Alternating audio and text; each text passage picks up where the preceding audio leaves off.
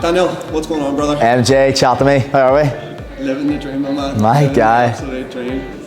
Dude, I remember distinctly taking a call from you. Do you? Before you came to ECA Belfast. Yeah. It was actually one of the most memorable calls that I can remember. Okay. Because you went into a little bit of a story about what was going on in your life, Yeah. what was happening, and what your purpose was for actually getting into the fitness industry. Tell me a wee bit about that story again. What was the process from you going from your past career to moving into a career in fitness?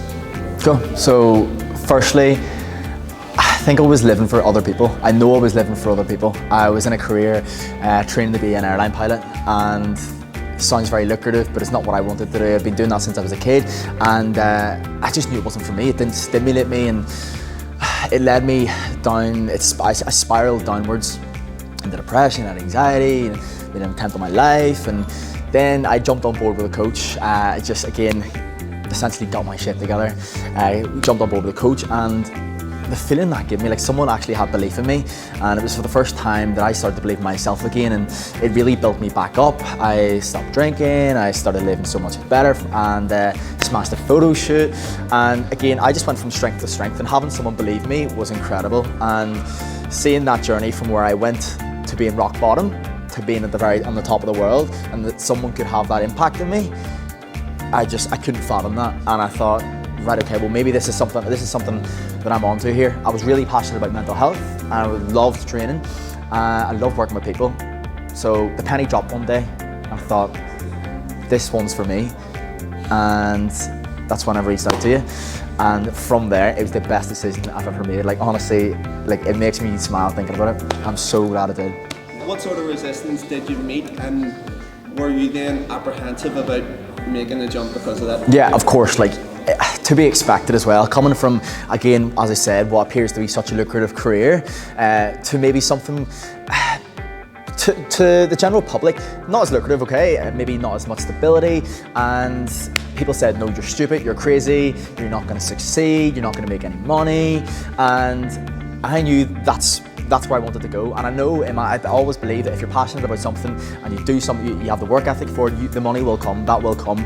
And there's two ways you can go about it. There's security or fulfillment, and the ones that love me were pushing me for the security for the right reasons, but I knew that the fulfillment was there. I knew that if I went down this path and followed what I love to do, that fulfillment would come, and the security would come soon after that. So yeah, resistance from friends, family, but again from a place of love. But speaking with those closest to me, speaking with my coach Ben, after speaking with you, I knew, no, this is the right thing for me. So yeah, there was resistance, but upon pushing past that, like again, I knew after speaking to a couple of people and yourself, I knew it was the right thing for me. I knew it was the right path, 100%. You made then the decision to come to ECA. Yeah. What was the point then when you realised you made the right decision? See, to be honest, I know it sounds so cliche, but from the first day, I'd spoke to you, I'd spoke to Andrew, and you were so heavily invested in more than just the coaching, more than just getting that cert. It was, you were actually interested in, you were invested in the pupils, you were invested in us guys, and I actually cared about us. And I knew for a start, the knowledge was there. I knew for a start, you were so relentless and meticulous in everything that you've done and went the extra mile. And when I'd seen that, I soon realised, shit, it's not just a cert, because that's what it's perceived as. You just get that just to get into the gym floor, okay? Get this done, it's out of the way, and I can crack on. But from then I was like, I can really take something from this. This is really gonna elevate me above everyone else. Anyone else that hasn't been here, this is going to set me apart from them. And I knew that as the weeks went on, I felt myself starting to really, really push on. The confidence went through the roof, the knowledge went through the roof, and especially coming on the gym floor, that was a game changer, because there's other courses you can do which you don't get that experience. On the gym floor, it meant I could go from, after this full-time course, 6 weeks straight in the gym floor, confidence was through the roof. It's like I'd been doing it for months, because I was in coaching every single day in here, learning so much when it comes to form, when it comes to cues, when it comes to even just managing people. It just helped me like more than I probably had imagined, you know. What was the biggest takeaway from the course for you? Biggest takeaway from the course: if you don't do it, no one's going to do it for you. And I say that as well because everyone can give, you can give and give and give, and someone can give you knowledge, someone can give you help. But like, if you don't want to do it, nothing's ever going to happen. If nothing changes, nothing changes. But the most important thing is if you surround yourself with the right people, if you ask for help, if you reach out, if you be curious with the right people, you will get to where you want to go. And I think more than anything, you get out what you put in. And for me, I could have taken the easy route out. I could have went for somewhere cheaper. I could have went for somewhere more convenient. But I knew the invest in myself. I knew from word of mouth that it was going to set me apart. So probably the biggest takeaway being, you invest in yourself, you'll set yourself apart from the rest, and you'll get back tenfold. And essentially, that again, the proof was in the pudding. Like, you know. So yeah, it's proved to be right. When, just before Christmas. Don't get on as if you don't know, mate. You've been crying every day since, mate. Just before Christmas? Yeah, it was just before Christmas. Tell me a wee bit about how you had the job lined up, and then what was your first day like on the gym floor, and then how did it snowball from there? Yeah, well, like obviously going through the course, like I mean, there was obviously options about if you're going to get a job in the gym, if you're going to work by yourself, and I knew for me, I was like, no, I want to go out on my own. I want to really just drive things on by myself, and I think for me, like coming in here, it gave me the confidence to go and do that. You know, part of me thought in the back of my head beforehand, see what happens. Like maybe I'll get a job first, and then I'll work on the gym floor for someone else, and then do my own thing. But no, there was no question about it. I was going in, I was going to be working for myself, and from in here, I'd been posting on social media constantly, and as I remember, I think it was you that said to me, like, no one's going to buy from a ghost. So getting out in social media, that was massive for me. Walking in, first day on the gym floor, I'm not even going to lie, I'm not going to say I was nervous, because I wasn't, because I did have the experience in here, so I wasn't even nervous, but it was just unbelievable knowing, like after that first session, like someone saying, oh, unbelievable, like that was incredible, like thank you for that, like that made me feel so much better. And I was like, whoa, that 1 hour, that's made someone's day. And if I can do that for so many people, that's going to be incredible. So yeah, that was unbelievable for me. Like from January, I think I had maybe 10 to 15 lined up for starting, and for starting in January, and I've just really kicked on from there, and I've surrounded myself with the right kind of people. And again, anytime I've reached out to you afterwards, you've given me the advice, which is another thing. It's not right, you've done your course, see you later. Like, you're always there for any help that I need.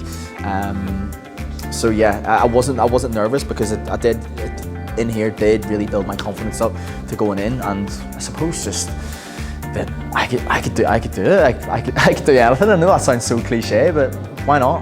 And you're also kind of a hybrid at the minute. Yeah, we've been hybrid, yeah. In person, online, and you're just generally building a base of the two.